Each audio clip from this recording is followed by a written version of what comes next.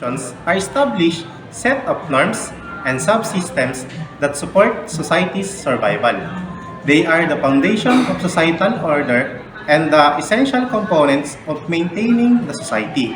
Social institutions are made by the seven components. First is the family. This is the primary social institution that every individual is part of. Second is the education. Education plays a significant role in shaping the norms and intellect of society. The third one is the religion. Religion is a framework of spiritual beliefs and practices. Fourth is the government. This institution is the responsible for maintaining laws and orders in our society. Fifth is the economy. It includes everything from business to banks. Then, the healthcare. It includes hospitals, clinics, and other health services. Lastly is the media. Media plays a significant role in shaping public opinions. So, those are the seven components of social institutions. Of course, our discussion will not end there. We will going to talk about the conflicts in aforementioned components of society. Now, let's watch and listen. The family, as a primary social institution, has seen a transformation in its structure and function. Despite these changes, the family continues to play a crucial role in socializing individuals and providing emotional and financial support. The traditional nuclear family has diversified to include single-parent families, blended families, and same-sex families. When we say single-parent family, this is a family where one parent is raising one or more children on their own. This could be due to various reasons such as divorce, death, abandonment, or the parent choosing to have or adopt a child without a partner. Let's move on to the same-sex family. A same-sex family is a family where the parents are of the same sex. This can occur through various means such as adaptation, artificial insemination, surrogacy, or a previous heterosexual relationship. Next is blended family. A blended family, also known as a step family, is formed when two people establish a life together that includes children from one or both of their previous relationships. It can include full parents, children, step-parents, siblings, and half-siblings. The next social institution is education. Education has become more accessible and inclusive in the contemporary world. The advancement of technology has revolutionized the way education is delivered. Key aspects of education. First is access and equity. Education is considered a basic human right, and efforts are made to ensure access to quality education for all individuals regardless of their background, socioeconomic status, or abilities. Second is socialization and personal development. Education serves as a platform for socialization where individuals learn societal norms, values, and behaviors. It helps shape personal identities, foster critical thinking, and equips individuals with essential knowledge and skills. Third is impact on society. Education has a profound impact on society, influencing various aspects such as economic development, social cohesion, and cultural preservation. It helps create an informed and engaged citizenry, promotes democratic values, and contributes to the overall progress and well-being. Another part of social institution is religion. Religion remains a significant social institution that provides moral guidelines and a sense of community. Let's talk about the dimensions of religion. First is beliefs and practices. Religion involves a set of beliefs and practices that guide individuals' understanding of the world, their purpose in life, and their relationship with the higher power of spiritual realm. Next is community and identity. Religion often fosters a sense of community and belonging. It brings people together who share common beliefs, values, and traditions. Third is influence on society. Religion has a profound impact on society, influencing various aspects such as cultural practices, politics, laws, social customs, and others. It can shape societal values, attitudes, and behaviors, playing a role in shaping social cohesion or causing conflicts and divisions. Next, we are going to discuss is the contemporary issues on economic and health on our global world. Next is on our own country, which is the Philippines. First, let's talk about the climate. Climate change. The IPCC released its sixth report in 2022. In its summary, for policymakers, the report's authors outlined the series near-term or mid-term and long-term risk if global warming reaches 1.5 Celsius in the near term 2021 or to 2040, it would cause an avoidable increase of multiple climate hazards, as well as multiple risks to ecosystem and humans. In that long term, climate change will present major health issues, premature deaths, risk to cities and settlements, and other dangers. Mitigation is desperately needed and fast because of climate change. Connections to other issues to it list it's one of the serious challenges facing humanity. Next is the refugees' rights.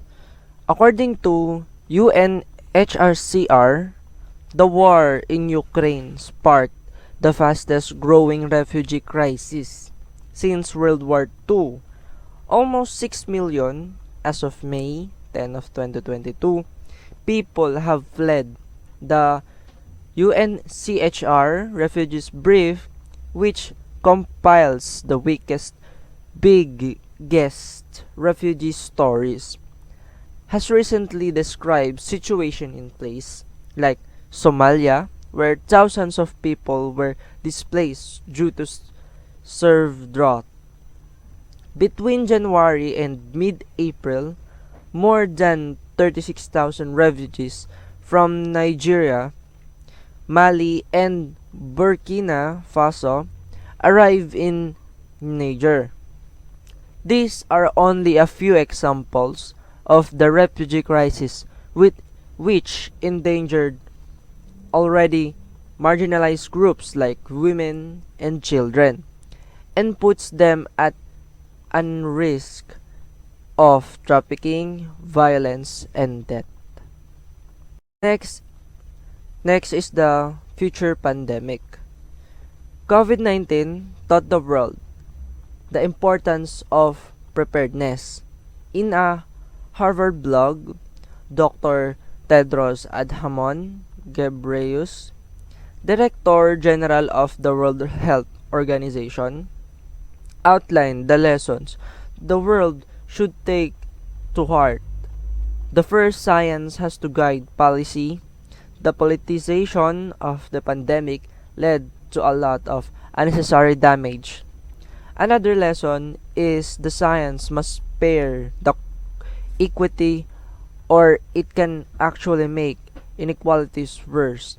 This is obvious looking how low income countries struggle to get the vaccines, while wealthier countries stocks up more resilience. Healthcare systems are also a must, as well as more coherent global plans on how to respond.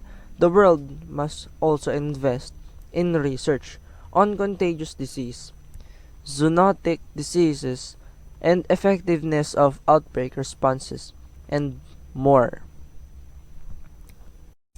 Next is the authoritarianism.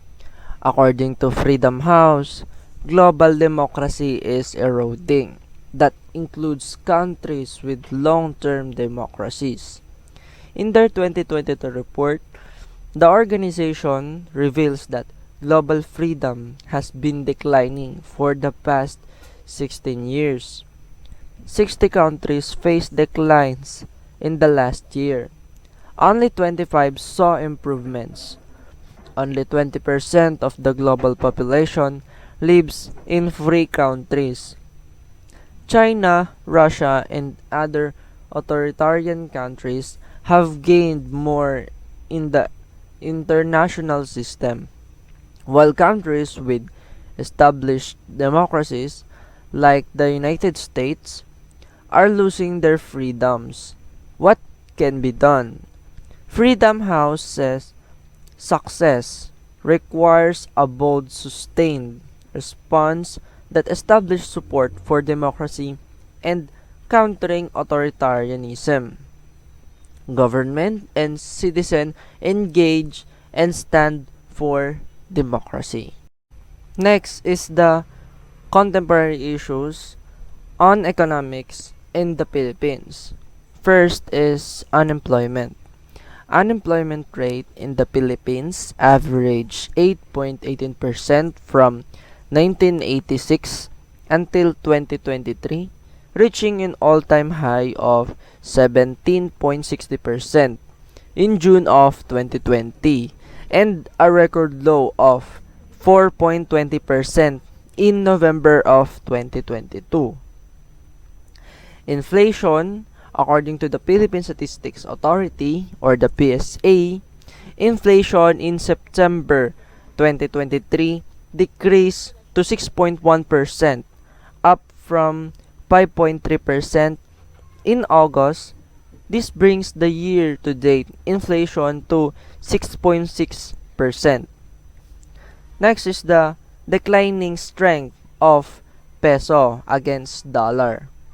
This is mainly because of underdeveloped agricultural and industrial production. The peso depreciation makes imports more expensive, with unfortunately no substantial domestic efforts response because Philippines are producing so little that the rest of the world would be interested in. So let's talk about the inflation and the declining strength of peso.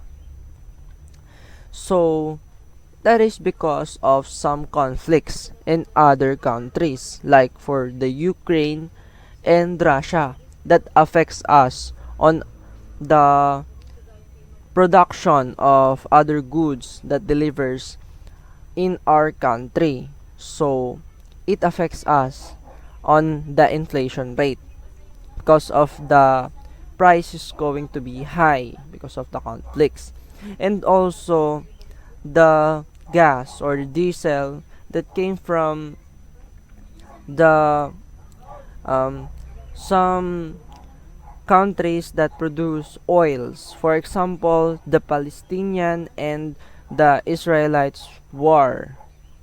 They have a conflict that affects us in the the gas rates or the diesels. So because of that, the price of the diesels is increasing. So that's all. Next is the health in our global world. Let's talk about the health. Healthcare system on the first. The COVID-19 pandemic has uncovered critical vulnerabilities in health systems across countries, regardless of income levels. Inadequate access to health system is health threat, with at least half of the global population lacking access to the essential healthcare services. Challenges in healthcare system vary across countries. Strengthening primary healthcare system is pivotal to effectively and holistically address health issues. Next is the infectious diseases, malnutrition, and food safety. The increasing scope of infectious disease warrants the improvement of the quality of services in healthcare delivery.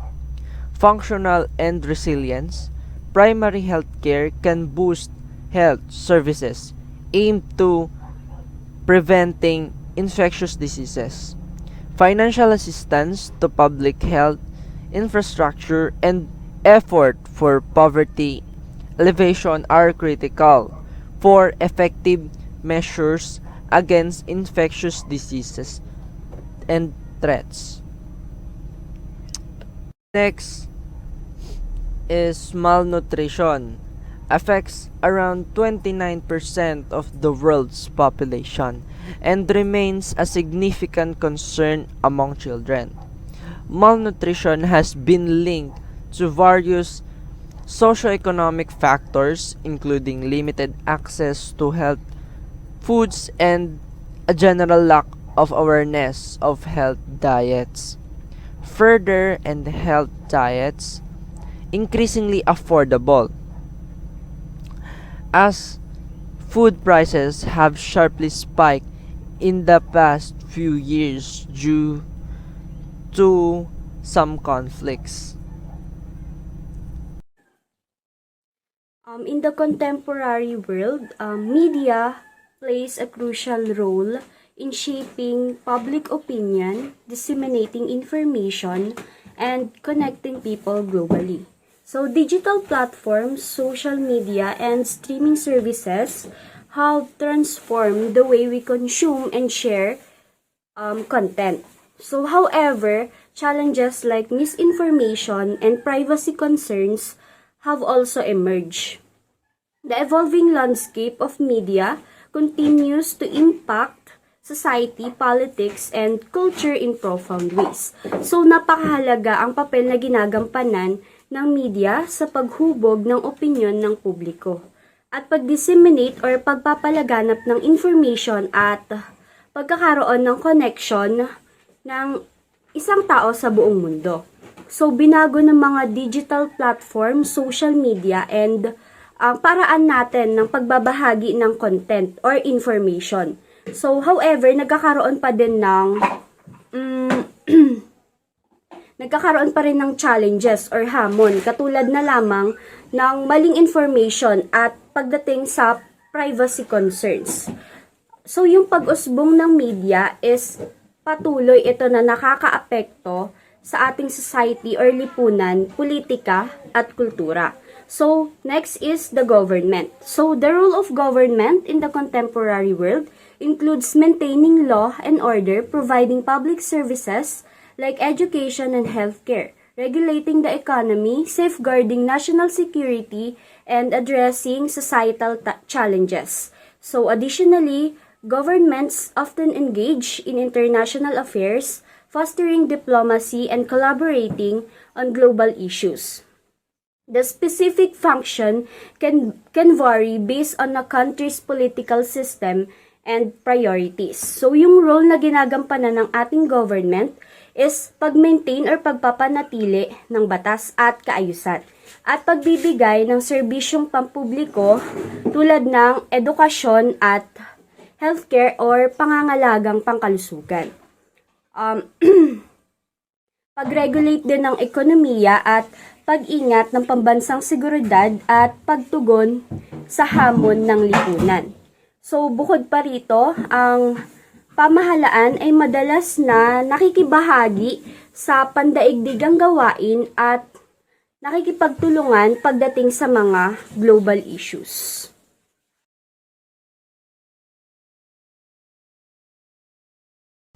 Economic inequalities. This refers to an equal distribution of wealth and resources within a society. The gap between the rich and the poor continues to widen, leading to social unrest and dissatisfaction. It can cause unlimited access to basic necessities, education, healthcare, and other opportunities for upward mobility. Climate change and environmental issues. The effects of climate change can lead to conflicts over how to address these issues. Disagreements arise regarding the allocations of resources, policy decisions, and responsibility for different nations. Finding sustainable solutions and promoting environmental awareness is crucial for well-being of future generations. Racial and ethnic discrimination. Racial and ethnic discrimination still persists in many social institutions. This can manifest in unequal treatment, biased hiring practices, and limited opportunities to other individuals from marginalized communities. Healthcare access. Access to quality healthcare is a major issue in many societies. Limited access can lead to conflicts over resource allocations, affordability, and policy decisions. Ensuring equitable healthcare access for all is essential to promote social well-being and reduce health disparities. Gender inequality. Gender bias is prevalent in workplaces, educational institutions, and even within families. Women and other gender minorities face discrimination in terms of pay, opportunities, promotion, and access to leadership positions. This hampers their opportunity to fully participate in society and achieve their potential. Education disparity. Access to quality education is not uniform across different social groups. This can result in conflicts and perpetuate social inequality. Providing equal educational opportunities and addressing barriers to access is important for creating a more equitable society.